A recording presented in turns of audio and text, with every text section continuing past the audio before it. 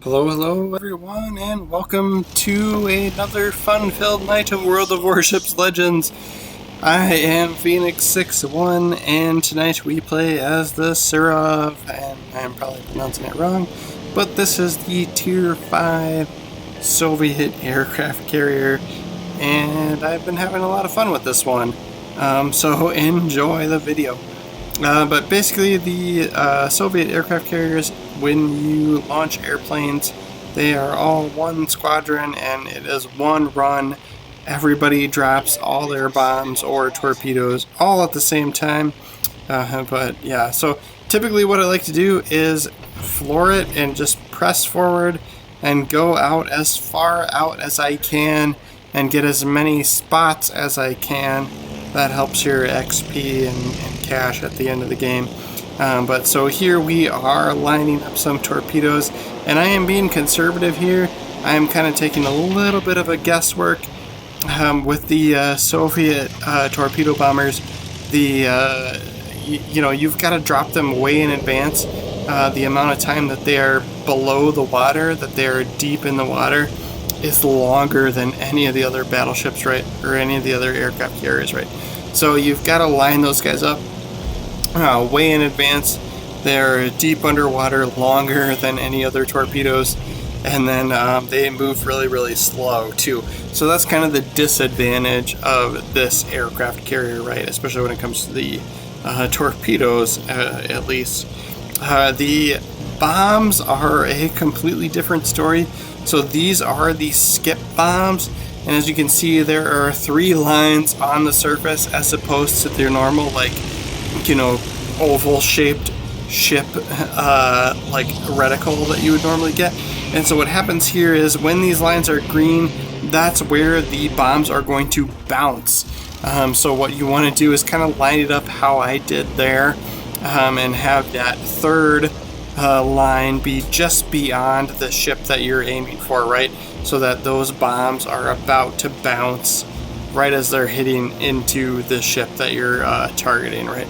So battleships are a little bit easier because they move a little bit slower, and you can time those bounces a little bit better. You don't have to do all 3 bounces. You can literally do 0 if you can line up the ship just perfectly, but it just kind of always seems to work a little bit better if you use the skipping sort of perk, or whatever you want to call it, the aspect of those bombs, right? So I always go for at least 1 or 2 skips on the bombs before trying to hit the ship, but occasionally, depending on the situation, sometimes I try and drop it directly on it, which would mean you would use that first line, right? So here I am. If you're not familiar with playing aircraft carriers, you can actually use the mini-map to command your carrier and autopilot to where you want it to go. So that's what I was doing there. Open the mini-map, hold X. If you're on PlayStation, I think it's probably X still as well. But basically you hold down that button, and then that autopilots that carrier to that quadrant or square or whatever you want to call it automatically, and you don't have to worry about it. So that's a huge difference. You'll see tons and tons of aircraft carrier players not doing that. They will just either leave their carrier where it starts, or they will hit reverse and back up and just be way out of gameplay, right? So here we take advantage. This California, or this battleship didn't seem to be moving much. So we took advantage and got some easy bomb hits there. And that puts us up to 22,000, which is pretty decent for a Tier 5 aircraft carrier in this game, right? So I moved our carrier a little bit more forward. That kind of shortens the, whatever you want to call it, like time to target, right? So if you're really going for damage numbers, you want to be as close to the action as possible without putting yourself at risk. So, you don't want to get spotted, basically, because if you're spotted, any battleship on the enemy team is going to just take full advantage of that and turn all their attention to you because you're the aircraft carrier, right? They're not going to care about any cruisers or any battleships or anything else. When they see an aircraft carrier in range, they're going to want to shoot that first, right? That gives them the most points swing for your team. So if you die as the carrier, you lose quite a few points, and then the enemy team gains quite a few points. So that's the biggest point swing, is killing the aircraft carrier. So yeah, you want to stay out of spotting range. I feel like the enemy airplanes are going to spot you here and there, and that's not as big of a deal because that's not going to last long. If enemy planes are kind of deep into your friendly territory, they're going to get shot down fairly quickly, so you won't be spotted too long.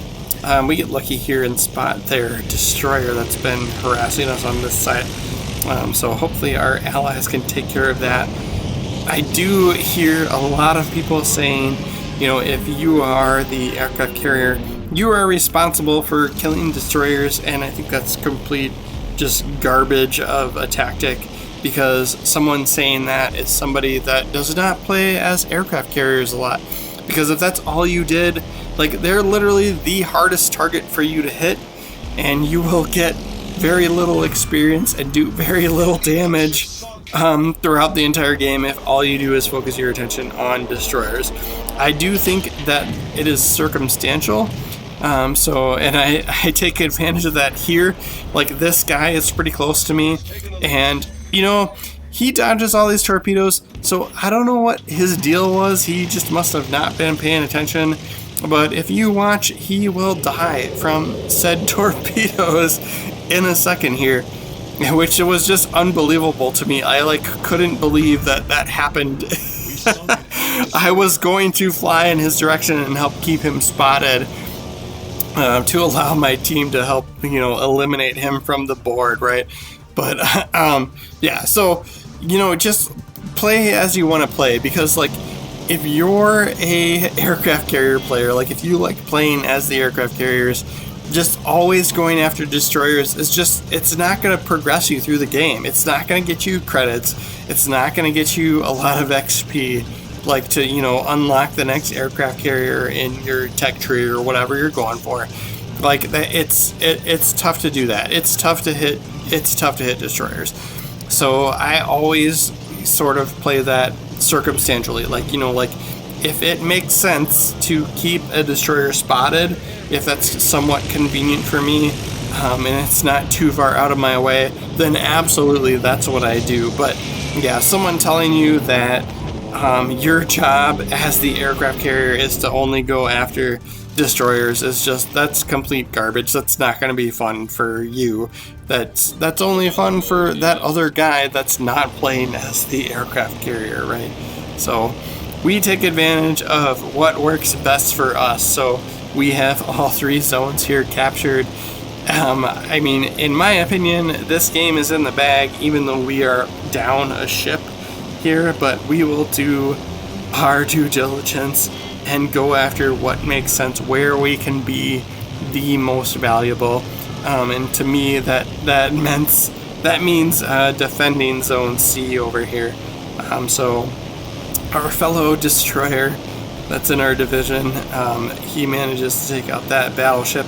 So I am literally looking for the spots here. So I am trying to spot ships and or do some damage on them. I see this smoke screen here, so that's initially kind of what I was going for. And then I knew this battleship was over here, so I kind of diverted and decided to just dump towards him. But yeah, so we are moving our carrier. We've made a selection to kind of keep him moving towards where our enemy ships are, so that it doesn't take us so long to get towards them. That is another time to target scenario. So if if you're one of those guys that just always hits full reverse on your aircraft carrier and you park it in the back corner of the map, then it takes you way longer to get to enemies in order to do damage on them, and that kind of reduces the number of chances you have to cause damage. And and help your own team out, right? So it's a very conservative way to play, but it's an inefficient way to play. So here I try to take advantage of the fact that you can occasionally hit ships on the initial drop of those skip bombs, but I completely missed that destroyer. But that was probably the best choice at the moment from the angle I was coming at the time I had pulled the trigger, right? So we will continue to, we will do we, right? Like you do you kind of thing. So I noticed these ships kind of progressing towards us. So, and it's 3 versus 3 at this point. So I wanted to play a little bit more conservatively. So I autopiloted the carrier to kind of move away and get more of a defensive position. So that's why I did that there. And then this was kind of a long shot. It is tough, I kind of thought he might want to try and stay in the zone. And so that's why I dropped those torpedoes where I dropped them. But, if he would have kept moving, the torpedoes from the torpedo bombers on the SEROV, they move so slow, and you have to drop them so far in advance. It is tough to hit targets sometimes. So that was a little bit of luck there in just me assuming he might want to maintain the capture on the zone, right? Which at this point, we are so far up on points, I don't know, if that really made a difference for their team or not. But yeah, that was my thinking behind where I dropped those. Otherwise, if I would have thought he was going to keep moving, I would have dropped them a little bit further ahead of him. And so, same thing here. This ship hasn't gotten hit recently, so this is why I'm trying to drop my bombs at this guy to try and get another defend medal and keep that zone out of their hands, right? So if this game does progress, if we lose our battleships, I can maybe keep the points in my favor. So that's why I was trying to kind of keep the defense on Zone C there.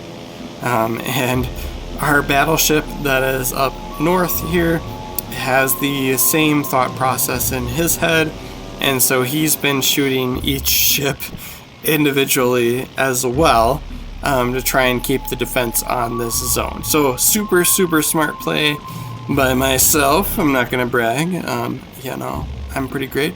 But the team is also, the remaining team, the 3 of us left, are also doing their part.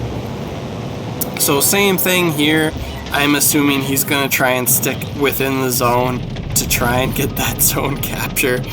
So I dumped those torpedoes within it, but and you can kind of tell he looks like he started to speed up there at the end. But yeah, ultimately, if I thought that battleship was going to maintain that course and speed up, I would have had to fire further in front of him. These Soviet torpedo bombers are pretty tough to work with. But yeah, as always, the advantage with this ship, this carrier, is that the squadron drops, they all drop at once. So you get all those torpedo drops all at once, which is awesome. That mixes things up, and that's kind of fun to deal with, right? So this game, to me, this game is in the bag. We are only 70 points away from winning the thing, so it's really my game to screw up. So as long as I can keep my carrier out of sight, I can kind of do as I please, right? So we have managed to be pretty conservative with our planes, and so we've been able to launch full squadrons this whole time. We haven't put them too much at risk by flying over battleships or large groups of enemy ships. So we've kept the ability to launch full squadrons here. So we get a decent hit on him, start a fire, but that's going to be the end of the game for us. We'll take a look at the leaderboard and see where we ended up.